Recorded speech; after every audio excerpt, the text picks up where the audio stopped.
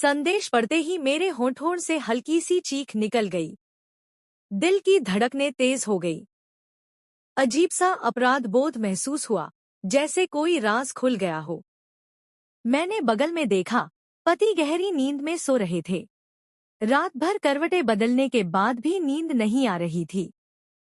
बेचैनी इतनी बढ़ गई कि आखिरकार मैं उठकर लैपटॉप खोलकर बैठ गई। यूं ही इधर-उधर स्क्रॉल कर रही थी कि अचानक मेरी नज़र मैसेज रिक्वेस्ट पर पड़ी। उत्सुकतावश मैंने क्लिक किया। संदेश में लिखा था, यदि मैं गलत नहीं हूं, तो आप पाखी त्रिपाठी हैं, है ना? आपकी प्रोफाइल फोटो देखकर चेहरा कुछ पहचान में आ रहा है। वही, जो 40 साल पहले मुंबई में रहती थी। आपकी बहन गीता और भाई गौतम थे? मैं श्याम गुप्ता हूँ, आपके पिताजी के मित्र का बेटा। शायद आपको याद हो, मैं एक बार अपने माता पिता के साथ आपके घर आया था और हम मुंबई में साथ घूमे थे। अगर आप मुझे पहचान गई हैं, तो कृपया जवाब अवश्य दें। संदेश पढ़ते ही मेरे होंठों से हल्की सी चीख निकल गई। दिल की धड़कनें तेज हो गई।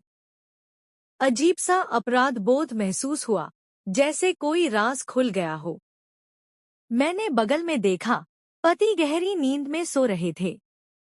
विवाह के बाद मेरा सरनेम बदलकर मिश्रा हो चुका था, लेकिन फिर भी वह मुझे पहचान गया था। श्याम का नाम स्क्रीन पर चमक रहा था और मेरी उंगलियां धीरे-धीरे एक्सेप्ट बटन की ओर बढ़ रही थी। पर ठीक उसी पल मन में सवाल उठा, क्या यह सही रहेगा? उसका नाम भर देखने से ही मन में इतने सवाल उठ गए। अगर सच में बातचीत शुरू हो गई तो मेरी खुशहाल गृहस्थी है और संभवतः वह भी अब अपनी जिंदगी में आगे बढ़ चुका होगा। क्या अतीत की स्मृतियों को फिर से कुरेदने का कोई मतलब है? एक गहरी सांस ली। कुछ देर सोचा। फिर धीरे से उंगली एक्सेप्ट बटन से हटा ली। लैपटॉप बंद किया और बिस्तर पर लौट आई। श्याम, तुम्हें इतना लंबा परिचय देने की जरूरत क्यों पड़ी? मैं मन ही मन बुदबुदाई। समय की मोटी चादर पर धूल की परतें भले ही जम गई हों, लेकिन तुम्हारा नाम ही काफी था मुझे अतीत में वापस ले जाने के लिए। क्या तुम्हें मेरे प्यार पर कभी विश्वास ही नहीं था? वरना क्या ये सिर्फ संयोग था कि आधी रात को बिना किसी कारण मैं अचानक लैपटॉप खोलकर बैठ गई? शायद पहले तो नींद आ भी जाती, लेकिन अब नहीं। अब तो बीते हुए लम्हे मेरी खुली आंखों के सामने बिजली की तरह चमकने लगे। 40 साल पहले की बात है। तब मैं लगभग 17 साल की रही होंगी। पिताजी के एक मित्र भोपाल से अपने परिवार के साथ मुंबई आए थे। उनका बेटा श्याम, जो इंजीनियरिंग में एडमिशन लेने आया था, कुछ दिनों के लिए हमारे घर रुका। उनके साथ उसकी 2 बहनें भी थीं। जब तक उसे हॉस्टल में जगह नहीं मिली, वह हमारे ही साथ रहा और फिर भी छुट्टियों में अक्सर हमारे घर आ जाया करता। मुंबई उसके लिए नया था। मेरी छोटी बहन, भाई और मैं हर दिन उसे कहीं ना कहीं घुमाने ले जाते। उसके साथ समय बिताना हमें भी अच्छा लगता। घूमने का बहाना भी मिल जाता। श्याम ज्यादा बोलता नहीं था, लेकिन कभी-कभी खामोशी भी वो बातें कह जाती है, जो शब्द नहीं कह पाते। कब उसकी आंखों ने बिना बोले ही अपना प्रेम व्यक्त कर दिया और कब मैंने मौन स्वीकृति दे दी, यह मुझे खुद भी पता नहीं चला। उसकी खामोशी ही थी, जो मुझे उसकी ओर खींच लाई थी। पहला प्यार हमेशा अद्भुत होता है, खासकर जब वह अल्हड़ उम्र में होता है। जब 2 लोग मिलकर न तो भविष्य के सपने देखते हैं, न कोई योजना बनाते हैं, न कोई चिंता होती है, न वादे किए जाते हैं। बस थोड़ा सा ध्यान, नजरें एक दूसरे पर टिक जाएं और चेहरा एक अलग सी आभा से चमक उठे। दर्पण के सामने खड़े रहने का मन करता है और उसके साथ हर पल बिताने का ख्वाहिश होती है। उसकी छोटी छोटी बातें भी दिल को छूने लगती हैं। प्यार का एहसास सिर्फ अपने आप में सिमटने का होता है। वो समय ही कुछ और था। आज के समय से बहुत अलग। उस वक्त दिल की बात को शब्दों में ढालने में वक्त लग जाता था, और कभी-कभी परिस्थितियां बदल जाती थी, और प्रेम का इजहार कभी पूरा नहीं हो पाता। यही हुआ था मेरे और श्याम के साथ। जब उसके पिता की अचानक मृत्यु हुई, तो श्याम भोपाल चला गया और फिर कभी नहीं लौटा। उस जमाने में संपर्क स्थापित करना इतना आसान नहीं था। पत्रों के अलावा कोई दूसरा रास्ता नहीं था। मैंने 4-5 पत्र लिखे, लेकिन श्याम ने कभी उनका जवाब नहीं दिया। उसका संपर्क टूटने का मुझे बहुत दुख हुआ, पर क्या करती, समय के साथ सब कुछ बदलना पड़ा। चुपके से आंसू बहाए, और जब माँ ने पूछा तो मुस्कुराकर कहा, कुछ नहीं माँ। समय के साथ श्याम की यादों पर धूल की परतें जमने लगी। धीरे धीरे उन यादों को बारिश की बूंदों ने धो दिया। मैंने शादी कर ली और 2 बच्चों की माँ बन गई। अपने जीवन की व्यस्तताओं में श्याम का नाम कभी सुनती तो उसका धुंधला सा चेहरा याद आ जाता। लेकिन आज फेसबुक पर उसका अप्रत्याशित संदेश आया, और उस एक संदेश ने मेरी पूरी दुनिया हिला दी। ऐसा लगा जैसे पूरे शरीर में बिजली दौड़ गई हो। यह वही है जो पहले प्यार का एहसास होता है, जो उम्र के इस मोड़ पर भी ताज़ा और अविस्मरणीय रहता है। पूरी रात मैं अपने विचारों में खोई रही। सुबह के 5 बज रहे थे, और मैंने उठकर मुंह हाथ धोने के बाद सुबह की सैर पर जाने का मन बनाया।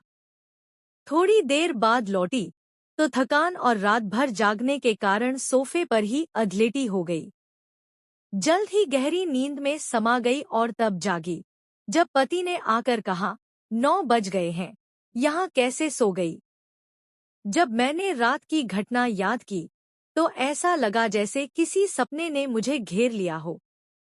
श्याम के संदेश ने मेरे मन में हलचल मचा दी थी, लेकिन मैंने अपने निर्णय पर अडिग रहते हुए उसका जवाब नहीं दिया।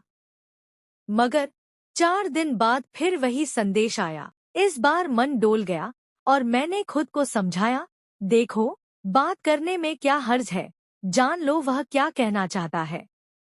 इतने सालों बाद उसकी जिंदगी में क्या बदलाव आया है। मैंने एक्सेप्ट पर क्लिक किया और थोड़े बनावटी गुस्से के साथ जवाब दिया, हाँ, तुमने सही पहचाना, मैं पाखी त्रिपाठी हूँ। इतने सालों बाद तुम्हें मेरी याद कैसे आई? उसने सादगी से जवाब दिया, याद तो तब आती है जब किसी को भुला दिया जाता है। मैं तो तुम्हें कभी भुला ही नहीं पाया। उसका जवाब सुनकर मेरी धड़कनें तेज हो गई। मैंने उसी अंदाज में पूछा, फिर मेरे पत्रों का जवाब क्यों नहीं दिया? वह धीरे से बोला, पिताजी के निधन के बाद घर की सारी जिम्मेदारी मेरे कंधों पर आ गई थी। माँ की पढ़ाई कम थी और बहनें छोटी थी। मुझे अपनी पढ़ाई छोड़नी पड़ी। जीवन के नए अध्याय को शुरू करना था। नौकरी मिली, लेकिन वेतन इतना कम था कि घर चलाना ही मुश्किल था।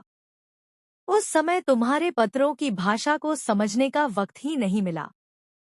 मैंने जवाब दिया, इतनी तकलीफें तुमने झेली, मुझे बताते तो। वह बीच में ही बोला, क्या फायदा होता, तुम्हें भी दुख ही पहुंचता। जब पूरा भविष्य अंधकारमय लगता था तो खुद की खुशी के बारे में सोचना नामुमकिन था। 2 साल बाद जब मैं मुंबई आया तो तुम्हारे घर भी गया था, लेकिन तब तक तुम लोग वहां से जा चुके थे। हाँ, पिताजी का ट्रांसफर हो गया था। मैंने लंबी सांस लेते हुए कहा, और तुम कैसी हो? ठीक हूँ, फिर बात करते हैं। मैंने संक्षिप्त उत्तर दिया और ऑफलाइन हो गई। अंदर से एक अजीब सी उदासी महसूस हो रही थी। आंखों में आंसू छलक आए। सोचा, तकदीर भी क्या रंग दिखाती है। श्याम अब मेरी फ्रेंड लिस्ट में था। हम अक्सर चैट करते और एक दूसरे के परिवार के बारे में जानने लगे थे। उसने बताया कि उसकी 2 बेटियां हैं और पत्नी बहुत अच्छी है। बावजूद इसके, मेरे लिए उसका जीवन हमेशा रिक्त ही रहा। यही हाल मेरे साथ भी था। क्योंकि पति के नीरस स्वभाव के कारण दिल का कोना हमेशा खाली था। एक दिन श्याम ने मेरा मोबाइल नंबर मांगा। मैंने पहले कई बार टाला, लेकिन बार बार आग्रह करने पर और पुराने समय की दोस्ती के रिश्ते को देखते हुए मैंने उसे दिया। जब मैंने फोन पर उसकी आवाज सुनी तो ऐसा लगा जैसे वह मूक प्रेम अब मुखर हो चुका हो। वह मुझे अपने प्यार के शब्दों में ढालने लगा। मैं चुपचाप उसकी बातें सुनती रही और फिर मैंने भी अपने दिल की बात उसे कह दी। समय के साथ वह अलहड़ प्रेम की नदी अब परिपक्व दोस्ती के समुद्र में बदल चुकी थी, जिसमें ठहराव और गहराई थी। इसका पूरा श्रेय श्याम को जाता है, जिसने मेरे पूरे अस्तित्व को अपनी दुनिया में समेट लिया था। जब मैं वैवाहिक जीवन के कर्तव्यों से थक गई थी और शरीर में शिथिलता आ गई थी, तो श्याम की बातें सुनकर मुझे फिर से ऊर्जा और उत्साह महसूस हुआ। कभी वह कहता, पाखी, तुम्हारी हंसी बहुत प्यारी है, या जब मेरी तस्वीर देखता तो कहता, आज भी तुम उतनी ही खूबसूरत लगती हो। मुझे अपना अस्तित्व महत्वपूर्ण महसूस होने लगता, यह सोचकर कि मैं आज भी किसी की यादों में बसी हूँ। हम दोनों ने एक दूसरे को देखने की स्वाभाविक इच्छा व्यक्त की, और इससे पहले कि मैं कुछ कह पाती, उसने कहा, अगर कभी इंदौर किसी काम से आया तो मैं तुमसे जरूर मिलूंगा। मेरे कुछ दूर के रिश्तेदार वहां रहते हैं। इस तरह वह समय भी आया जब एक विवाह समारोह का निमंत्रण मिलने पर वह इंदौर आया और उसने समय निकालकर अपनी पत्नी के साथ मेरे घर भी आया। मेरे पति घर में थे। हम दोनों ने 2 घंटे एक साथ बिताए, और यह समय हमारे लिए कितना कठिन था, क्योंकि हमें एक दूसरे के सामने औपचारिकता का दिखावा करना पड़ रहा था। उसने बाहरी रूप में काफी बदलाव दिखाया था, लेकिन उसकी आंखों में वही मूक प्रेम था जो 40 साल पहले था। ऐसा लगा कि हम दोनों सालों से एक दूसरे से संपर्क में हैं, लेकिन हमारे दिलों में एक हलचल मची हुई थी। मुझे हमेशा से सुना था कि जब 2 लोग एक दूसरे को शिद्दत से चाहते हैं तो पूरी दुनिया उन्हें मिलाने में जुट जाती है, और अब मुझे यह अनुभव हो रहा था। लेकिन क्या लाभ था ऐसे मिलने का? समय बदल चुका था, और विवाह के बाद ऐसे रिश्ते समाज में अनैतिक माने जाते हैं। फिर भी क्या विवाह केवल एक समझौता नहीं है? क्या प्यार का एहसास जो हम दोनों के बीच था, समाज के बनाए गए दायरों में सिमट सकता है? शरीर तो कैद हो सकता है, लेकिन एहसास के पंख होते हैं। वे तो किसी भी बंधन से मुक्त हो सकते हैं और खुले आसमान में उड़ सकते हैं। मैंने मन ही मन बुदबुदाते हुए सोचा, मैं हमेशा से खुले विचारों की रही हूँ, और मुझे पति परमेश्वर जैसी संकीर्ण सोच पसंद नहीं आती। श्याम ने मेरी इस सोच को और भी प्रोत्साहित किया था। वह चला गया, लेकिन अपने पीछे एक एहसास छोड़ गया जो किसी रिश्ते का मोहताज नहीं था। इस एहसास ने हमारी दूरी को अर्थहीन बना दिया। गुलजार के एक प्रसिद्ध गीत में प्यार की जो परिभाषा है, वही हमारे बीच के रिश्ते की गहराई को बयां करती है। सिर्फ एहसास है ये, रूह से महसूस करो, प्यार को प्यार ही रहने दो, कोई नाम न दो।